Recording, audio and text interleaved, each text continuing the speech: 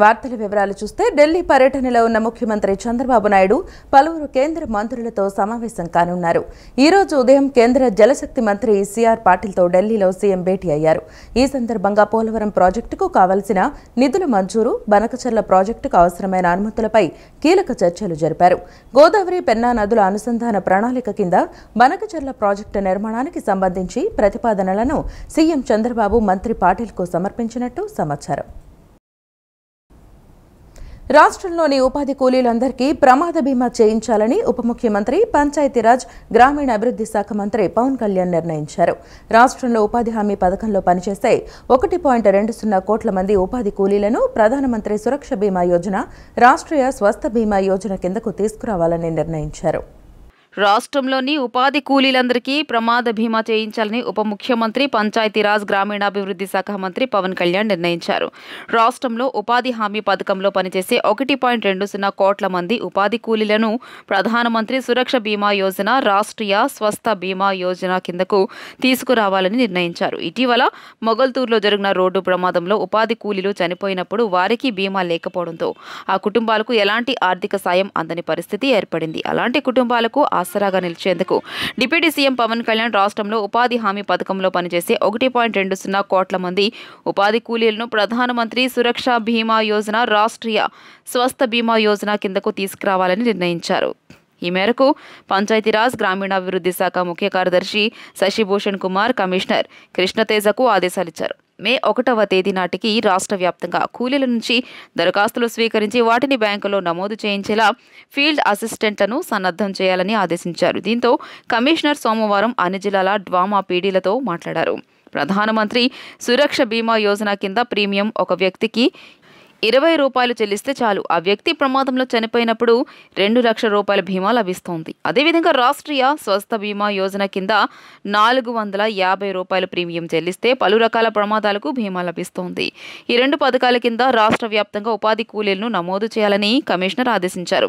మే 1వ తేదీ కల్లా రాష్ట్ర వ్యాప్తంగా కూలీల నుంచి సంతకాలు తీసుకుని ఫీల్డ్ అసిస్టెంట్లు బ్యాంకుల వద్ద నమోదు చేసేలా చర్యలు తీసుకోవాలని సూచించారు. పంచాయతీరాజ్, గ్రామీణాభివృద్ధి శాఖ అధికారులు కసరత్తు చేసి జూన్ లోపు నమోదు ప్రక్రియ పూర్తి చేసి ప్రతి ఉపాధి కుటుంబానికి భరోసా కల్పించాలని నిర్ణయించారు. పోలవరం ప్రాజెక్టును 2027 డిసెంబర్ నాటికి పూర్తి చేసేలా పనులు చేస్తున్నామని మంత్రి నిమ్మల రామానాయుడు తెలిపారు. ఈ ఏడాదిలోగా డయాఫ్రమ్ వాల్ పూర్తి చేస్తామన్నారు. జగన్ ఇరిగేషన్ శాఖలోనే 18,000 కోట్ల బిల్లులను పెండింగ్లో పెట్టి వెళ్లారని, గత ప్రభుత్వం లష్కర్లకు ఏడాది జీతాలు బకాయిలు పెడితే కూటమి ప్రభుత్వం చెల్లించిందని చెప్పారు. వైసీపీ పాలనలో నిర్లక్ష్యానికి గురైన పోలవరం ప్రాజెక్టు ఎడమ కాలువ పనులకు 1,200 కోట్ల రూపాయలు కేటాయించి టెండర్లు పిలిచి పనులు ప్రారంభిస్తున్నామని మంత్రి నిమ్మల రామానాయుడు తెలియజేశారు. 990 కోట్ల రూపాయలతో చేపట్టిన కొత్త డయాఫ్రమ్ వాల్లో ఇప్పటికీ 202 మీటర్లకు పైగా నిర్మాణం పూర్తి చేశామన్నారు. ఈ నెల 30 నాటికి 3వ కట్టర్ అందుబాటులోకి వస్తుందని, వర్షాకాలంలో కూడా పనులు జరిగేలా చర్యలు తీసుకుంటున్నామని, ఎగువ కాఫర్ డ్యాంను బలోపేతం చేసే మే నెలాఖరుకు వాల్తో పాటు బట్రస్ డ్యాంను కూడా పూర్తి చేస్తామని తెలియజేశారు. సమాంతరంగా ఈసీఆర్ఎఫ్ డ్యాం గ్యాప్ 1 వద్ద పనులు చేస్తున్నామన్నారు. గ్యాప్ 2 వద్ద పనులు నవంబర్ 30లోగా మొదలు పెడతామని చెప్పారు. చంద్రబాబు లక్ష్యానికి అనుగుణంగా ప్రాజెక్టు నిర్మాణం 2027 డిసెంబర్ నాటికి పూర్తి చేస్తామని తెలియజేశారు. జగన్ తమ శాఖలో 18,000 కోట్ల రూపాయల బిల్లులు పెండింగ్లో పెట్టి వెళ్లాడని, లస్కర్లకు కూడా ఏడాది జీతాలు ఇవ్వకపోతే తామొచ్చాక చెల్లించామని తెలియజేశారు. మరి 1924లో 2% పూర్తయినట్టు చూపించారు అంకిల్లో. కానీ 20 సంవత్సరాలు వెనక్కిపోయినట్లుగా 30-40% పోలవరం ప్రాజెక్టు విధ్వంసానికి గురై వెనక్కిపోయినటువంటి పరిస్థితి, దుస్థితి మరి మీరందరూ కూడా చూసినటువంటి స్థితి. ఆ రోజు చంద్రబాబు నాయుడు గారు 18 నెలలు కష్టపడి ఆ రోజు డయాఫ్రమ్ వాల్ నిర్మాణాన్ని మరి 440 కోట్ల రూపాయలతోటి పూర్తి చేస్తే, మరి 2020 ఆగస్టుకు వచ్చినటువంటి వరదలకి ఆ డయాఫ్రమ్ వాల్ని, ఆ జగన్మోహన్ రెడ్డి యొక్క విధ్వంసానికి ధ్వంసమైపోయినటువంటి పరిస్థితి కూడా మీరందరూ కూడా చూశారు. మరి ఎంత అన్యాయం అని అంటే, డయాఫ్రమ్ వాల్ 2020 ఆగస్టు వరదలకి నష్టపోయిందని ఐఐటి హైదరాబాద్ వాళ్ళు చెప్పినటువంటి స్థితిలో మరి ఈయన అసెంబ్లీలో, ఎందుకంటే నేను కూడా ఎమ్మెల్యేగా ఉన్నా, ఆ రోజు 2021 జూన్ అన్నాడు మొదటిసారి, మళ్ళీ 2021 డిసెంబర్ అన్నాడు రెండవసారి, మళ్ళీ తర్వాత 2022 జూన్ అన్నాడు.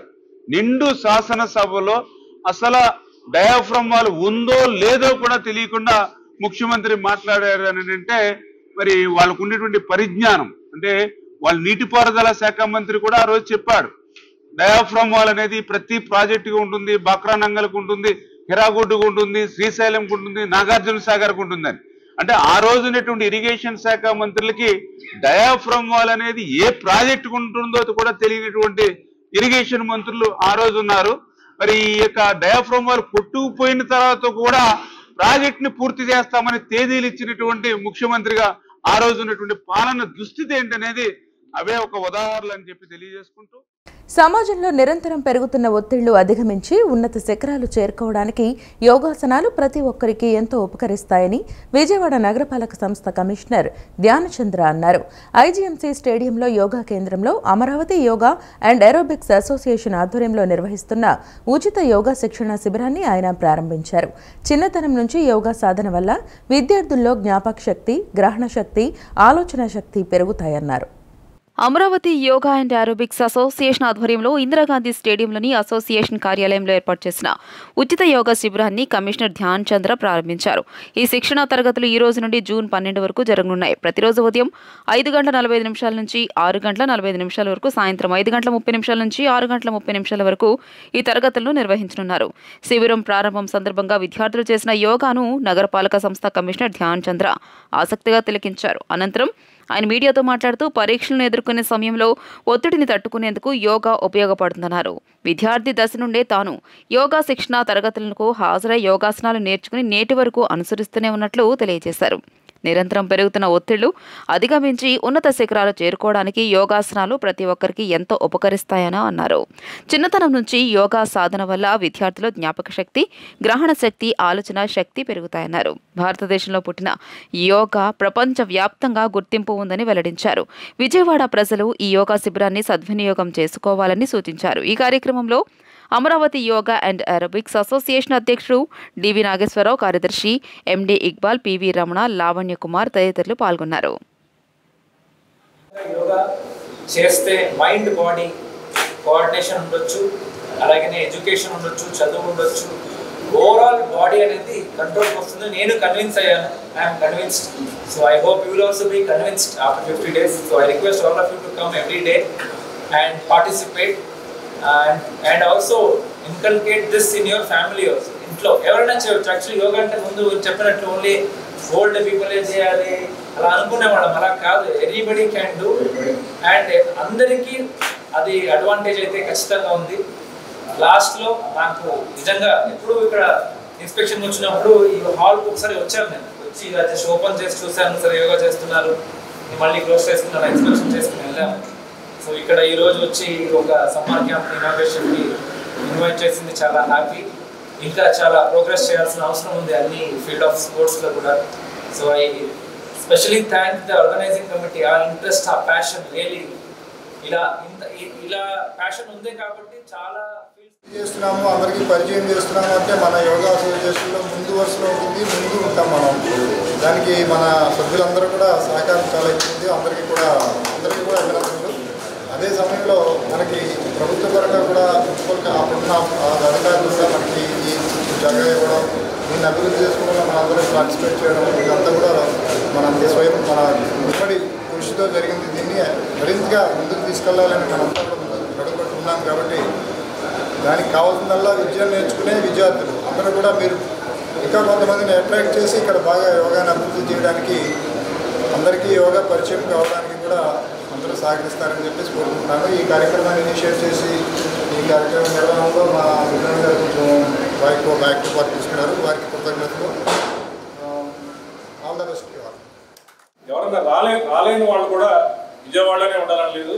ఇక్కడ వచ్చి నేర్చుకున్న తర్వాత ప్రతిరోజు మార్నింగ్ మేము 5:30కి లింక్ ఇస్తాం. ఆ లింక్లో జాయిన్ అయిపోయి కూడా చేసేవాళ్ళు ఇండియాలో కాదు, అమెరికాలో కూడా ముందు కూడా ఇక్కడ ఆ లింక్ తీసుకుని చేస్తున్నారు. ఇలాంటి కార్యక్రమాన్ని మేము ప్రతి సంవత్సరం summer coaching camp forward by yoga నిర్వహిస్తున్నాం. ఈ కార్యక్రమాల్లో గవర్నమెంట్ మున్సిపల్ కమిషనర్ వాళ్ళు, అలాగే జిల్లా కలెక్టర్ గారు, జిల్లా యంత్రాంగాన్ని కూడా పార్టిసిపేట్ చేసి ఇలాంటి కార్యక్రమం ప్రతి సంవత్సరం నిర్వహిస్తున్నటువంటి మా గురుగారు అక్క కృష్ణన్ గారికి, వారికి సహకరిస్తున్నటువంటి మా యోగా మొత్తం అసోసియేషన్, ముఖ్యంగా రమణ గారు, మా లక్ష్మీపతి గారు, అజయ్ కుమార్ గారు, అందరూ కూడా ప్రజలు తెలియజేస్తారు. ముంబై నటి కాదంబరి జిత్వాని కేసులో సీనియర్ ఐపీఎస్ అధికారి పిఎస్ఆర్ ఆంజనేయులను అరెస్ట్ అయ్యారు. ఇవాళ ఉదయం ఐపీఎస్ పిఎస్ఆర్ ఆంజనేయులను ఏపీసీఐబీ అధికారులు హైదరాబాద్లో అరెస్టు చేసి విజయవాడ తరలిస్తున్నారు. సీనియర్ ఐపీఎస్ అధికారి పిఎస్ఆర్ ఆంజనేయులను ఇవాళ ఉదయం హైదరాబాద్లో ఏపీసీఐడీ అధికారులు అరెస్ట్ చేశారు. వైసీపీ ప్రభుత్వంలో ఇంటెలిజెన్స్ మాజీ చీఫ్గా ఆంజనేయులు పనిచేశారు. ప్రస్తుతం ఆయన సస్పెన్షన్లో ఉన్నారు. ముంబై నటి జత్వానీ కేసులో ఆంజనేయులు నిందితులుగా ఉన్నారు. ఏపీ అసెంబ్లీ డిప్యూటీ స్పీకర్ రఘురామకృష్ణరాజుపై 3rd డిగ్రీ కేసులో కూడా ఆంజనేయులు నిందితుడిగా ఉన్న విషయం తెలిసిందే. నేటి వరకు బెయిల్కు కూడా ఆంజనేయులు న్యాయస్థానంలో పిటిషన్ వేయలేదు. మరి కాసేపట్లో ఆంజనేయులను హైదరాబాద్ నుంచి విజయవాడకు ఏపీ సిఐడి అధికారులు తీసుకురానున్నారు. జగన్ ప్రభుత్వంలో నటి జత్వానీను వైసీపీ నేత విద్యాసాగర్ తీవ్ర వేధింపులకు గురిచేశాడు. ఆయన పోలీసులకు ఫిర్యాదు చేయడంతో ముంబై వెళ్లి జత్వానీతో సహా ఆమె కుటుంబాన్ని అరెస్టు చేసిన సంఘటన ఆ సమయంలో చర్చనీయాంశంగా మారింది. ఓ ప్రముఖ వ్యాపారవేత్తపై జత్వానీ కేసు వేయడంతోనే పోలీసులు ఆమెను అరెస్టు చేశారనే ఆరోపణలొచ్చాయి. ఈ కేసును వాపస్ తీసుకోవాలని జత్వానీపై 3 ఐపీఎస్ అధికారులు పిఎస్ఆర్ ఆంజనేయులు, సిపి కాంతి రాణా టాటా, విశాల్ గున్నీలు తీవ్ర ఒత్తిడికి గురిచేశారనే విమర్శలొచ్చాయి. ఆ తర్వాత జరిగిన సార్వత్రిక ఎన్నికల్లో వైసీపీ ఓడిపోయి కూటమి ప్రభుత్వం అధికారంలోకి రావడంతో ఆ కేసును సీరియస్గా విచారణ చేపట్టింది. జత్వానీ విషయంలో 3 అధికారుల పాత్ర ఉందని తెలియడంతో వారిపై సస్పెన్షన్ వేటు వేసింది. 3 ఐపీఎస్ అధికారులను 2025 సెప్టెంబర్ 25వ తేదీ వరకు సస్పెన్షన్ పొడిగిస్తున్నట్లు ఏపీ ప్రభుత్వ ప్రధాన కార్యదర్శి కె విజయానంద్ ఆదేశాలు జారీ చేశారు. మద్యం కుంభకోణంపై మాజీ ఎంపీ విజయసాయిరెడ్డి కీలక వ్యాఖ్యలు చేశారు. ఏపీ లిక్కర్ స్కామ్లో తన పాత్ర విజిల్ బ్లోయర్ మాత్రమే అంటూ ట్వీట్ చేశారు. ఇందులో నుంచి తప్పించుకునేందుకే దొరకని దొంగలు తన పేరును లాగుతున్నారని ఆరోపించారు. ఏ రూపాయి తాను ముట్టలేదని అన్నారు. లిక్కర్ దొంగల బట్టలు సగమే విప్పారు. వారి మిగతా బట్టలు విప్పేందుకు తాను పూర్తిగా సహకరిస్తానని అన్నారు. లిక్కర్ స్కామ్ దొంగలను బయటకు లాక్కొచ్చేందుకు పూర్తిగా సహకరిస్తానని అంటూ విజయసాయిరెడ్డి ట్వీట్ చేశారు. ఆంధ్రప్రదేశ్ డిఎస్సి 2025 కోసం సిద్ధమవుతున్న బీసీ అభ్యర్థులకు ప్రభుత్వం గుడ్ న్యూస్ చెప్పింది. 24వ తేదీ నుంచి బీసీ స్టడీ సర్కిల్ ఆధ్వర్యంలో రాష్ట్ర వ్యాప్తంగా ఆన్లైన్ ద్వారా కోచింగ్ ప్రారంభించనుంది. ఈ కోచింగ్కు ఉచితంగా ఇవ్వనున్నట్లు రాష్ట్ర బీసీ ఈడబ్ల్యూఎస్ సంక్షేమ, చేనేత, జౌళి శాఖ మంత్రి ఎస్ సవిత వెల్లడించారు. అభ్యర్థుల నుంచి దరఖాస్తులు స్వీకరించామని తెలిపారు. టీడీపీ ప్రభుత్వం హయాంలో విద్యా వ్యవస్థను బాధ్యతాయుతంగా నిర్వహిస్తున్నామని అన్నారు. రాష్ట్ర విద్యాశాఖ మంత్రిగా నారా లోకేష్ బాధ్యతలు చేపట్టిన నాటి నుంచి విద్యారంగంలో అనేక మార్పులు తీసుకొచ్చారని తెలిపారు. ముఖ్యంగా గత ఎన్నికలకు ముందు నిరుద్యోగులకు ఇచ్చిన హామీని సీఎం చంద్రబాబు నిలబెట్టుకున్నారన్నారు. ఏదైతే ఎన్నికల సమయంలో మాట చెప్పామో ఆ మాట నిలబెట్టుకున్నామన్న విషయాన్ని కూడా మీకు తెలియజేస్తున్నాం.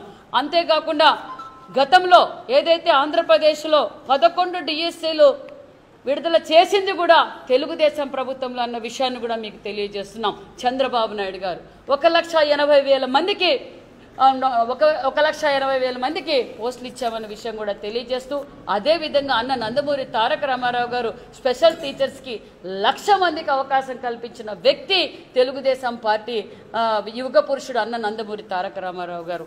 అంతేకాకుండా మరి ఆన్లైన్ సిస్టాన్ని కూడా ఈరోజు డిఎస్సి కోచింగ్ కూడా ఇస్తున్నాం. అంతేకాకుండా గతంలో కౌన్సిలింగ్ విధానాన్ని కూడా మొదలుపెట్టింది చంద్రబాబు నాయుడు గారు.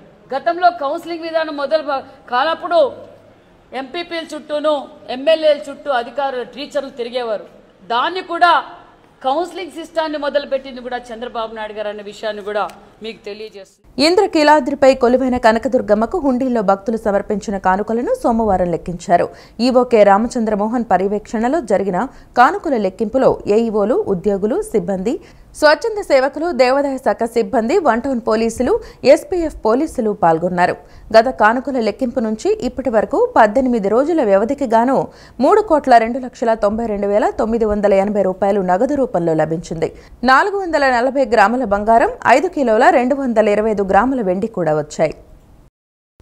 దళిత యువకుడు సుబ్రహ్మణ్యం హత్య కేసులో నిందితుడిగా ఉన్న వైసీపీ ఎమ్మెల్సీ అనంతబాబుకు అనుకూలంగా అప్పటి పోలీసులు ఛార్జ్ షీట్ వేశారని మాజీ ఐపీఎస్ అధికారి ఏబీ వెంకటేశ్వరరావు అన్నారు. ఈ కేసును సిట్తో పునర్విచారణ జరిపిస్తామని ఎస్పీ హామీ ఇచ్చినట్లు ఏబీ వెంకటేశ్వరరావు తెలిపారు. వైఎస్ఆర్సీపీ ఎమ్మెల్సీ అనంతబాబు చేతిలో హతమైన వీధి సుబ్రహ్మణ్యం కుటుంబ సభ్యులను ఏబీ వెంకటేశ్వరరావు వారి స్వగ్రామం కాకినాడ జిల్లా పెదపూడి మండలం గొల్లల మామిడాకు వెళ్లి పరామర్శించారు. అనంతరం దళిత యువకుడు సుబ్రహ్మణ్యం హత్య కేసులో బాధితులను వెంటబెట్టుకుని కాకినాడ కలెక్టర్ ఎస్పీలను ఏబీ వెంకటేశ్వరరావు కలిశారు. అనంతరం మాజీ ఐపీఎస్ అధికారి ఏబీ వెంకటేశ్వరరావు మాట్లాడుతూ దళిత యువకుడు సుబ్రహ్మణ్యం హత్య కేసులో నిందితుడిగా ఉన్న వైసీపీ ఎమ్మెల్సీ అనంతబాబుకు అనుకూలంగా అప్పటి పోలీసులు ఛార్జ్ షీట్ వేశారని అన్నారు. అవసరమైతే ప్రభుత్వ పెద్దలను కలుస్తానని చెప్పారు. ఈ కేసును సిట్తో పునర్విచారణ జరిపిస్తామని ఎస్పీ హామీ ఇచ్చినట్లు ఏబీ వెంకటేశ్వరరావు తెలియజేశారు. అంతకుడిని ఎలా రిలీజ్ చేయాలా అన్న ఒకే ఒక ఇంటెన్షన్తో ఈ ఛార్జ్ షీట్ని తయారు చేసిన సంగతి ఏ చిన్నపిల్లాడిని అడిగినా చెప్తాడు. ఛార్జ్ షీట్లో ఒక పేరాలో రాసిన దానికి ఇంకొక పేరాలో రాసిన దానికి సంబంధం లేదు. ఒక చోట శాండ్ అంటాడు, ఒక చోట సాయిల్ అంటాడు. సేకరించినటువంటి సాక్ష్యాలను కూడా తప్పుగా ఈ ఛార్జ్ షీట్లో రిప్రజెంట్ చేశారు. ఒంటి మీద 33 దెబ్బలు, ఇంటర్నల్గా 3 దెబ్బలు పోస్ట్ మార్టంలో తేలితే అవన్నీ కూడా యాంటీమార్టం ఇంజరీసే, అంటే చనిపోక ముందు తగిలిన దెబ్బలే, చచ్చిపోయిన తర్వాత జరిగిన దెబ్బలు కాదు అని చెప్పి పోస్ట్ మార్టం రిపోర్ట్ వచ్చింది. అయినా సరే ఆ కాంట్రడిక్షన్ని బయటికి తీయకుండా ఇంకా అనంతబాబు ఒక ముద్దాయి చెప్పిన స్టోరీనే ఛార్జ్ షీట్లో రాసే పరిస్థితి వచ్చింది. ముద్దాయి చెప్పిన సాక్ష్యం చెల్లదని చిన్నపిల్లల్ని అడిగే చెప్తారు. అనంతబాబు చెప్పినటువంటి స్టోరీ రేపు పొద్దున ఛార్జ్ షీట్లో ఎట్లా చెల్లుతుంది అన్న ఇంగిత జ్ఞానం కూడా ఆ రోజున పాలకుల్లోనూ వాళ్ళ కనుసన్నల్లో మెరిగిన పోలీస్ డిపార్ట్మెంట్లోనూ కనిపిస్తా ఉంది. ఈ ఛార్జ్ షీటు దేనికి పనికిరాదు. ఇందులో హంతకుడు నిర్ధారణ జరిగే అవకాశమే లేదు. కాబట్టి ఈ కేసుని రాష్ట్రంలో యువతకు ఇచ్చిన మాట ప్రకారం ఏపీ ప్రభుత్వం 16,347 టీచర్ పోస్టులతో మెగా డిఎస్సీ నోటిఫికేషన్ ఇచ్చిందని టీడీపీ ఎమ్మెల్సీ పంచమర్తి అనురాధ తెలిపారు. 2018-19లో ఉపాధ్యాయ పోస్టులు భర్తీ చేసినట్టు ప్రచారం చేసుకుంటున్నారని అనురాధ విమర్శించారు. అప్పుడు అధికారంలో ఉన్నది ఎవరో వైఎస్ జగన్ సమాధానం చెప్పాలని నిలదీశారు. రాష్ట్రంలో యువతకు ఇచ్చిన మాట ప్రకారం ఏపీ ప్రభుత్వం 16,347 టీచర్ పోస్టులతో మెగా డిఎస్సీ నోటిఫికేషన్ ఇచ్చిందని టీడీపీ ఎమ్మెల్సీ పంచమర్తి అనురాధ తెలియజేశారు. అయితే ఇది చూసి వైఎస్ జగన్మోహన్ రెడ్డి తట్టుకోలేకపోతున్నారని ధ్వజమెత్తారు. సోషల్ మీడియాలో ఫేక్ డిఎస్సీ పోస్టుల పేరిట తప్పుడు ప్రచారాలు చేస్తున్నారని ఆగ్రహం వ్యక్తం చేశారు.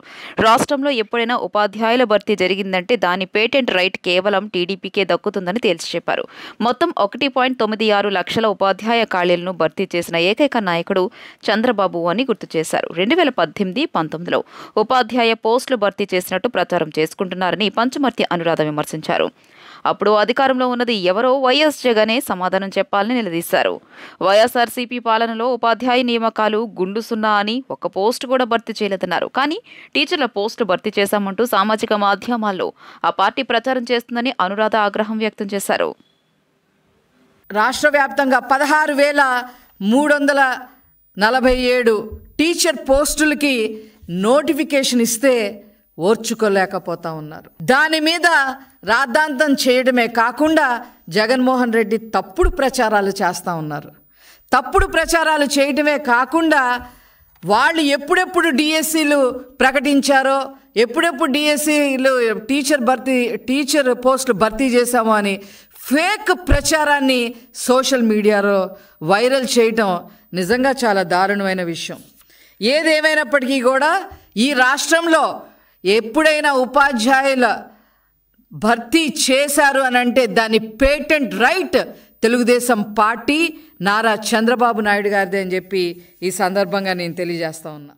ఉపాధ్యాయుల పోస్టులు ఇచ్చింది ఒక్క నారా చంద్రబాబు నాయుడు గారే అని చెప్పి ఈ సందర్భంగా మనవి చేస్తూ, ఇది వీళ్ళు ఏదైతే సోషల్ మీడియాలో ప్రచారం చేస్తున్నారో వైసీపీ, ఇది తప్పుడు ప్రచారం. దీన్ని తిప్పికొట్టాల్సిన అవసరం ప్రజలపైన ఉంది అని చెప్పి ఈ సందర్భంగా తెలియజేస్తూ, ఇంత హీన చరిత్ర వారిని ముక్కలుగా వైసీపీ పార్టీని చెయ్యాలి అని చెప్పి ఈ సందర్భంగా నేను తెలియజేస్తా ఉన్నాను. అంగన్వాడీల గ్రాట్యుటీ పెంపును టీడీపీ అంగన్వాడీ సంఘాల నాయకురాలు ఆచంట సునీత హర్షం వ్యక్తం చేశారు. సంక్షేమానికి కట్టుబడి ఉన్న కూటమి ప్రభుత్వం జీతాల పెంపు వంటి చర్యలతో అంగన్వాడీలను ఆదుకుంటోందని ఆమె అన్నారు. ప్రభుత్వానికి ఆర్థిక ఇబ్బందులు ఉన్నా ఇచ్చిన మాట మేరకు గ్రాట్యుటీని కూటమి ప్రభుత్వం పెంచిందని సునీత తెలిపారు. అంగన్వాడీలకు గ్రాట్యుటీ పెంపుపై టీడీపీ అంగన్వాడీ డ్వాక్రా సాధికార కమిటీ రాష్ట్ర అధ్యక్షురాలు ఆచంట సునీత హర్షం వ్యక్తం చేశారు. అంగన్వాడీలు చంద్రన్న మానస పుత్రికలని ఆమె పేర్కొన్నారు. టీడీపీ కేంద్ర కార్యాలయంలో సునీత విలేకరుల సమావేశంలో మాట్లాడారు. అంగన్వాడీల సంక్షేమం, అంగన్వాడీ కేంద్రాల అభివృద్ధికి కూటమి ప్రభుత్వం కట్టుబడి ఉంది.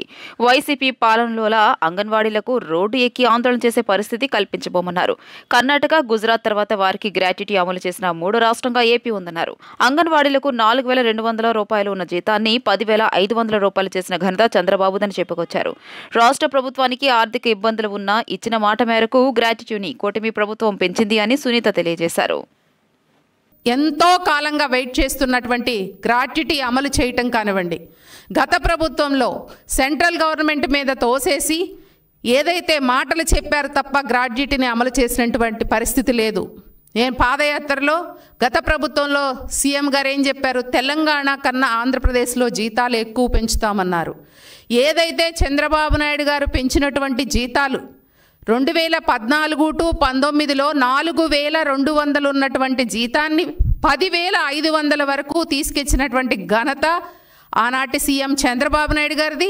ప్రస్తుతం ఈరోజు వారి సమస్యలు పట్టించుకునేది కూడా ఈరోజు గౌరవ మా సీఎం చంద్రబాబు నాయుడు గారిది మాత్రమే. వారు మాటలకే పరిమితం అవుతారు. ఏదైతే కర్ణాటక, గుజరాత్ తర్వాత 3వ రాష్ట్రంగా గ్రాట్యుటీని అమలు చేసినటువంటి పరిస్థితి ఆంధ్రప్రదేశ్లో చూసాం మనం.